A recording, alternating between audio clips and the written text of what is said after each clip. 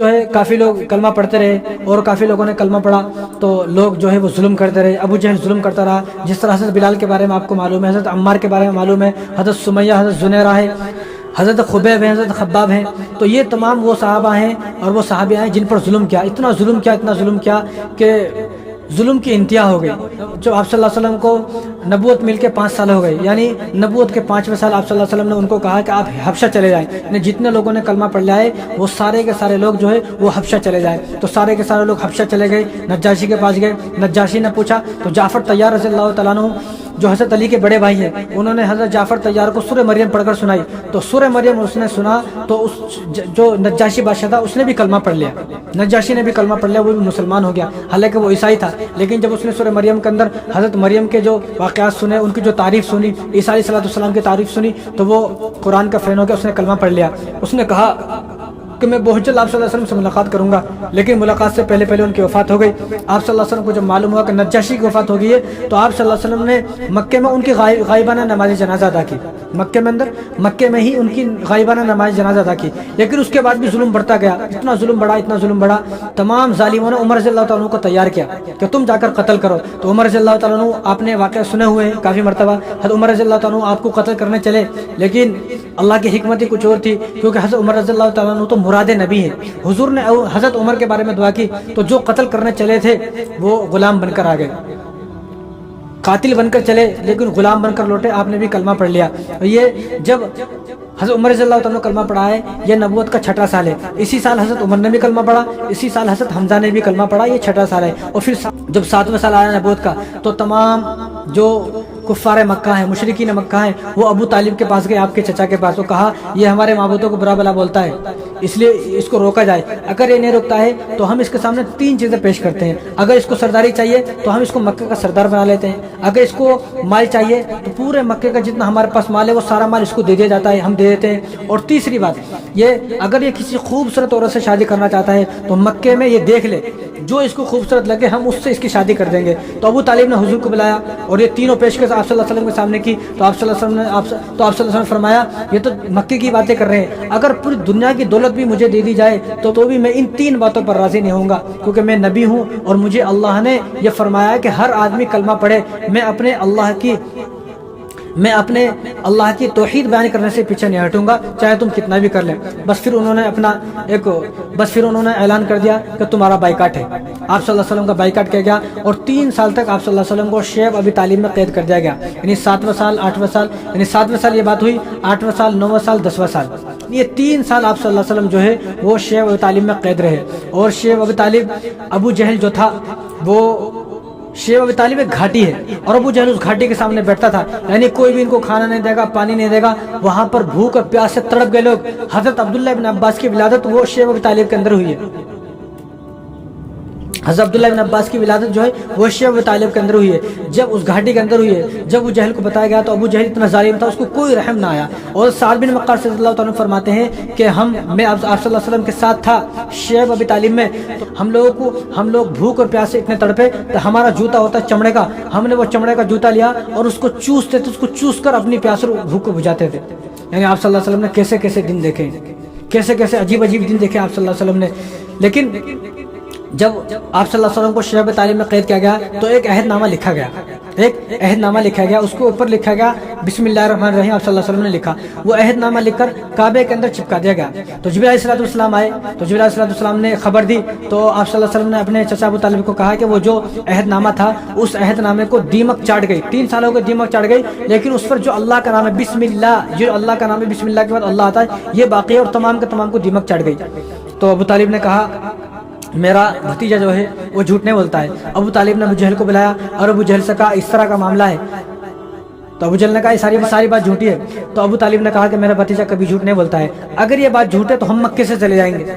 تو ابو جہل نے بھی کہا اگر یہ بات جھوٹ نکلی تو تم مکے سے چلے جاؤ گے, یہ بات اگر سچ ہوئی تو بائیکاٹ ختم کر دیا جائے گا آج ہی. جب کعبے کو کھولا گیا اور کعبے کے اندر دیکھا گیا وہ سارے پرچے کو دیمک کھا گئی, وہ سارے عہد نامے کو دیمک کھا گئی, صرف اللہ کا نام باقی تھا. اب ابو جہل جو شرمندہ ہوا, پریشان ہوا, کریں تو کرے کیا. پھر وہ بائیکاٹ ختم ہو گیا. آپ صلی اللہ علیہ وسلم جو ہے وہ مکے کے اندر دوبارہ آ گئے. لیکن عجیب بات دیکھیں آپ, جب 10ویں سال آپ صلی اللہ علیہ وسلم شیب ابی طالب سے مکہ آ گئے تو مکے میں آنے کے فوراً بعد چند مہینے کے بعد وہ ابو طالب کا انتقال ہو گیا، جو آپ صلی اللہ علیہ وسلم کے چچا تھے، ان کا انتقال ہو گیا۔ ان کے 3 مہینے کے بعد حضرت خدیجہ رضی اللہ تعالیٰ کا انتقال ہو گیا، کیونکہ حضرت خدیجہ جب ابھی شیب ابی طالب میں قید رہے تو نہ کھانے کی وجہ سے اور اتنی کمزوری اور کمزور ہو گئے اور بیماریاں بڑھ گئی، جس کی وجہ سے آپ جو ہے حضرت خدیجہ رضی اللہ تعالیٰ عنہ بھی وفات پا گئی۔ تو آپ صلی اللہ علیہ وسلم نے اس سال کا نام، جس سال ابو طالب کا انتقال ہوا اور جس سال حضرت خدیجہ کی وفات ہوئی، اس سال کا نام آپ صلی اللہ علیہ وسلم نے عام الحزن رکھا۔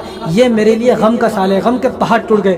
تو حضرت عائشہ رضی اللہ تعالیٰ عنہ آپ صلی اللہ علیہ وسلم پوچھتی تھی کہ آپ کے تکلیفوں والا سال کون سا ہے؟ تو آپ صلی اللہ علیہ وسلم فرماتے ہیں طائف والا تکلیفوں والا سال ہے، اور جس سال ابو طالب اور حضرت خدیجہ وفات ہوئی، یہ 2 سال ایسے میرے لیے بڑی تکلیفوں والے سال ہیں، بڑی مصیبتوں والے سال ہیں۔ میں نے ان 2 سالوں میں بڑی مصیبتیں دیکھی، بڑی تکلیفیں دیکھی ہیں۔ لیکن تو جب ابو طالب کا انتقال ہو گیا تو ظالموں کے لیے سارے دروازے کھل گئے، ظالموں نے اور زیادہ ظلم کرنا شروع کیا۔ تو 11ویں سال آپ صلی اللہ علیہ وسلم مکے والوں سے تو مایوس ہو گئے، تو 11ویں سال نبوت کے 11ویں سال آپ صلی اللہ علیہ وسلم طائف گئے، اور طائف جا کر وہاں 3 بھائیوں سے ملے جو وہاں سردار تھے، عبد باللیل، مسعود، حبیب۔ تو تینوں نے منع کیا، تینوں میں سے کسی نے کلمہ نہیں پڑھا۔ ان کا ایک غلام تھا عداس، اس نے کلمہ پڑھا۔ یعنی بادشاہوں کو، سرداروں کو کلمہ پڑھنا نصیب نہ ہوا، لیکن غلاموں کو کلمہ پڑھنا نصیب ہوا۔ اس میں سے ایک ظالم نے کہا کہ تم اگر نبی ہو تو تمہیں اس طرح بھٹکنے کی ضرورت نہیں ہے۔ ایک ظالم نے کہا کہ اللہ کے علاوہ کوئی ملا نہیں تم کو نبی بنانے والا۔ تو ایک ظالم نے کہا کہ اگر تم نبی ہو تو میں تم سے بات نہیں کروں گا، نبی کی بات تو میرے اوپر ویسی اثر کرنی چاہیے، اگر تم نبی ہو تو تمہاری باتیں میرے اوپر ویسی اثر کرنی چاہیے، تمہیں مجھ سے بات کرنے کی ضرورت ہی نہیں ہے۔ تو تینوں ظالموں نے منع کیا، اور تینوں ظالموں نے بدماشوں کو آپ صلی اللہ علیہ وسلم کے پیچھے چھوڑ دیا، اور آپ صلی اللہ علیہ وسلم کو پتھر مارتے رہے، اور آپ صلی اللہ علیہ وسلم جو ہے وہ پورے خون سے لہولہان ہو گئے۔ 11ویں سال ہی آپ صلی اللہ علیہ وسلم اپنی پھوپھی حضرت ام ہانی کے گھر پر لیٹے ہوئے تھے، اسی سال آپ صلی اللہ علیہ وسلم کو معراج ہوئی، اور 11ویں سال ہی آپ صلی اللہ علیہ وسلم کا نکاح حضرت عائشہ سے ہوا۔ پھر مدینہ میں آنے کے بعد، ہجرت کے بعد جو وہ رخصتی ہوئی، تو نبوت کا جب 12واں سال آیا تو مدینہ کے اوس و خزرج 2 قبیلے تھے، وہ دونوں قبیلے مکے میں آئے۔ تو مکے میں جب حج کرنے آئے تو آپ صلی اللہ علیہ وسلم نے ان کے سامنے کلمے کو پیش کیا، تو انہوں نے کلمہ پڑھا، وہ مسلمان بن گئے۔ جب وہ مسلمان بن گئے، کلمہ پڑھا، تو انہوں نے جب دیکھا کہ آپ صلی اللہ علیہ وسلم کو اتنا پریشان کیا جا رہا ہے، اتنا ٹارچر کیا جا رہا ہے مکے کے اندر، تو انہوں نے کہا کہ رسول اللہ آپ ہمارے پاس آ جائیں نا، آپ مدینے میں ہمارے پاس آ جائیں۔ تو انہوں نے بلایا، تو آپ صلی اللہ علیہ وسلم جب 13ویں سال آیا تو 13ویں سال پہلے تو آپ صلی اللہ علیہ وسلم نے صحابہ کو بھیج دیا، مکے میں کوئی بچا نہیں، چند صحابہ تھے۔ تو جب 13واں سال آیا تو اللہ تبارک و تعالیٰ کی طرف سے حکم آیا نبوت کے 13ویں سال کہ آپ بھی ہجرت کر کے مدینہ چلے جائیں۔ تو 13ویں سال آپ صلی اللہ علیہ وسلم مکے سے مدینہ ہجرت کر کے چلے گئے۔ وہ ہجرت کا واقعہ آپ نے سنا ہوا ہے، کافی وقت بھی ہو گیا ہے، تو کسی موقع پر وقت ملے گا تو ہجرت کا واقعہ بھی بتایا جائے گا۔ تو لیکن مکے کے اندر جب آپ صلی اللہ علیہ وسلم مکے کے اندر 13 سال رہے، تو مکے کی 13 سالہ زندگی میں 114 لوگوں نے کلمہ پڑھا، 114 لوگوں نے کلمہ پڑھا مکے کی 13 سالہ زندگی کے اندر، اور یہ ایک صف اول کے مسلمان ہیں۔ ان لوگوں کا جو ایمان ہے وہ ایک طرف، اور پوری دنیا کے قطب اور ولی اور ابدالوں کا ایمان ایک طرف، وہ ان کا مقابلہ نہیں کر سکتے، کیونکہ انہوں نے جو ظلم سہا اور جو انہوں نے حضور صلی اللہ علیہ وسلم کا ساتھ دیا، اور ابو جہل کا جو انہوں نے ظلم سہا وہ ایک خطرناک ظلم تھا۔ وہ ایسی داستان ہے کہ اس داستان کو ہم سن نہیں سکتے ہیں۔ حضرت سمیہ رضی اللہ تعالیٰ عنہ وہ واحد عورت ہیں کہ جن کو ابو جہل نے بیچ میں 2 ٹکڑے کر دیے، چیر کر 2 ٹکڑے۔ اور زنیرہ رضی اللہ تعالیٰ عنہ، یہ وہ داستان ہے جس داستان کو آدمی سن نہیں سکتا ہے۔ ابو جہل نے وہ لوہے کی سلاخیں لے کر گرم کر کے تندور میں ان کی آنکھوں میں ڈال دیا اور آنکھوں کو پھوڑ دیا، زنیرہ کی۔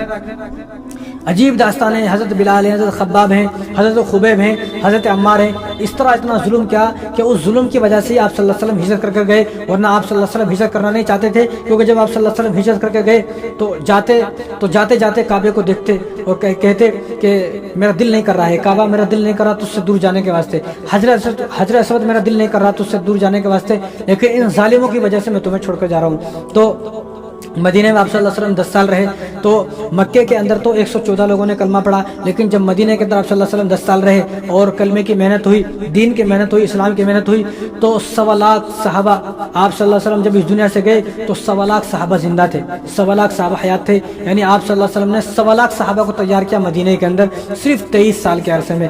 تو یہ کافی وقت ہو گیا ہے۔